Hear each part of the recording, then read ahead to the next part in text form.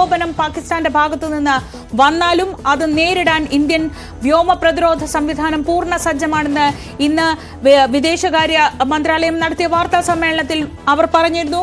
സമാനമായ രീതിയിൽ ഇന്നലത്തെ അതേ സമയം ഇരുട്ടിന്റെ മറ പിടിച്ച് ഇന്നും പാകിസ്ഥാന്റെ ഭാഗത്തു നിന്നുള്ള ആക്രമണത്തിനുള്ള ആ ദുർബുദ്ധി തന്നെയാണ് കാണുന്നത്. പക്ഷേ അതിനെയെല്ലാം ദൃശ്യങ്ങളിൽ നമുക്ക് കാണാം. ഈ രജൌരിയിൽ നിന്നുള്ള ദൃശ്യങ്ങൾ ഇതാണ്. നേരത്തെ പറഞ്ഞ ആ ചുവപ്പ് വെളിച്ചം, അതായത് ഡ്രോണുകളെ ഇന്റർസെപ്റ്റ് ചെയ്യുന്നതിന്റെ, ഡ്രോണുകളെ നിർവീര്യമാക്കുന്നതിന്റെ ദൃശ്യങ്ങളാണ് ഈ കാണുന്നത്.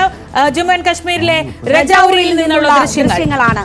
ഇന്നലെ 300 മുതൽ 400 വരെ ഡ്രോണുകൾ എത്തിയിട്ടും അതിനെയൊക്കെ തകർക്കാൻ ഇന്ത്യയെ സംബന്ധിച്ചായിട്ടുണ്ട്, ഇന്ത്യയുടെ കവചത്തിന് ആയിട്ടുണ്ട്. അതേ രീതിയിലുള്ള തിരിച്ചു കൊടുക്കാനും പാകിസ്ഥാനെ സംബന്ധിച്ച് അവർക്ക് തിരിച്ചടി കൊടുക്കാനും ഇന്ത്യക്കായിട്ടുണ്ട്. അപ്പോൾ ഇങ്ങോട്ടുണ്ടാകുന്ന ആക്രമണങ്ങളെ തടയുക, അവർക്ക് ഈ ആക്രമണം നടത്തിയതിനുള്ള തിരിച്ചടി കൊടുക്കുക, ഇതാണ് ഇന്ത്യ സ്വീകരിച്ചിട്ടുള്ളത്. എന്താണോ ഇങ്ങോട്ട് നടത്തിയത് അതിന് തക്കതായ തിരിച്ചു പാകിസ്ഥാന് നൽകുക. ഇപ്പോൾ ഇങ്ങോട്ട് ആക്രമണം നടക്കുകയാണ് അതിർത്തിയിലുടനീളം, അതിന് തക്കതായ മറുപടി നൽകുന്നു എന്നതാണ് നമ്മൾ മനസ്സിലാക്കുന്നത്. പഞ്ചാബിൽ പലയിടങ്ങളിലും ബ്ലാക്ക് ഔട്ട് പ്രഖ്യാപിച്ചിരിക്കുന്നു എന്ന വിവരം വരുന്നു, ബ്ലാക്ക് ഔട്ടിലേക്ക് നീങ്ങിയിരിക്കുന്നു എന്ന വിവരം വരുന്നു. വലിയ എക്സ്പ്ലോഷൻസിന്റെ സൗണ്ട് കേട്ടതായി പത്താൻകോട്ടിലും ഫിറോസ്പൂരിൽ നിന്നും ആളുകൾ അങ്ങനെ വലിയ സ്ഫോടന ശബ്ദം കേട്ടതായിട്ടുള്ള റിപ്പോർട്ടുകൾ വരുന്നു.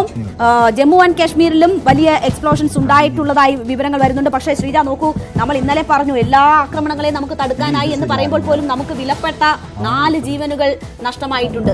ഒരു ജീവൻ പോലും നഷ്ടമാകാതെ ഈ പ്രശ്നം പരിഹരിക്കണമെന്നത് തന്നെയാണ് നമ്മൾ ആഗ്രഹിക്കുന്നത്. ഒരു യുദ്ധത്തിലേക്ക് പോകരുതെന്ന് ഇന്ത്യ ആഗ്രഹിക്കുന്നുണ്ട്. പക്ഷേ ഇന്നലെ നമുക്ക് ഇത്രയധികം അവരുടെ ആക്രമണങ്ങളെ തടുക്കാനാകുമ്പോൾ പോലും ഒരു കണ്ടിന്യൂസ് ആക്രമണം നടക്കുമ്പോൾ ജീവൻ നഷ്ടമാകുമെന്നത് പ്രത്യേകിച്ച് 2 കുട്ടികൾ അതിൽ ഉൾപ്പെട്ടിട്ടുണ്ട്.